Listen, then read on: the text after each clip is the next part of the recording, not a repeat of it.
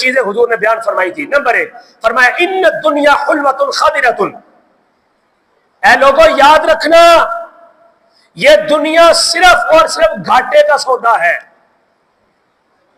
یہ حضور کا فرمان، قرآن بھی یہی کہتا ہے وما الحیات الدنیا الا متاع الغرور، یہ دنیا کی زندگی صرف نقصان ہے، گھاٹا ہے اگر اللہ کی مرضی کے مطابق نہ ہو تو۔ یہ یاد رکھیے، اس میں یہ بات نہیں ہے کہ میلاد شریف کا موسم ہے تو مولوی صاحب سانو ڈران دینے پہ، میں ڈرا نہیں رہا، میں آپ کو حضور کے اس منہج کی طرف لے کے آنا چاہتا ہوں جس وجہ سے یا جس کام کے لیے اللہ نے ان کو بھیجا تھا۔ تو نبی کریم علیہ السلام ارشاد فرماتے ہیں اس دنیا کی رنگینیوں کے اندر غرق نہ ہو جانا۔ ان دنیا حلوۃ خضرہ،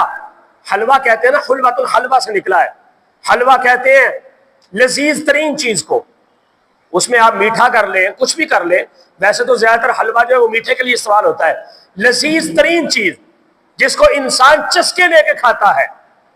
جس کے بغیر بندے کا دسترخوان کامل ہی نہیں ہوتا۔ میرے آقا نے فرمایا حلوۃ خاطرۃ، یہ خوبصورت مٹھاس ہے، بس یہ دنیا جو ہے اس کی رنگینیاں، اس کی لذت، اس کی خوبصورتی، وقت کے دامن میں اتنی وسعت نہیں ہے، لیکن میں یہ بات آپ کو سمجھانا چاہتا ہوں، چلے پھر اللہ نے موقع دیا تو اس کو آگے لے کے چلیں گے، لیکن بات سن لیجئے، مولانا روم رحمۃ اللہ تعالیٰ فرماتے ہیں یہ ان دنیا حلوۃ خاطرۃ کے اوپر میں بات کرنے لگا ہوں کہ یہ کیسی خوبصورتی ہے۔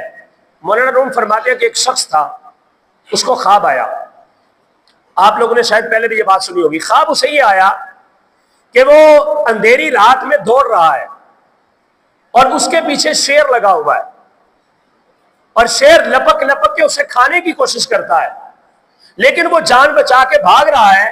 اب جس وقت بھاگتا ہے تو آگے گہرا کنواں ہے، آگے گہرا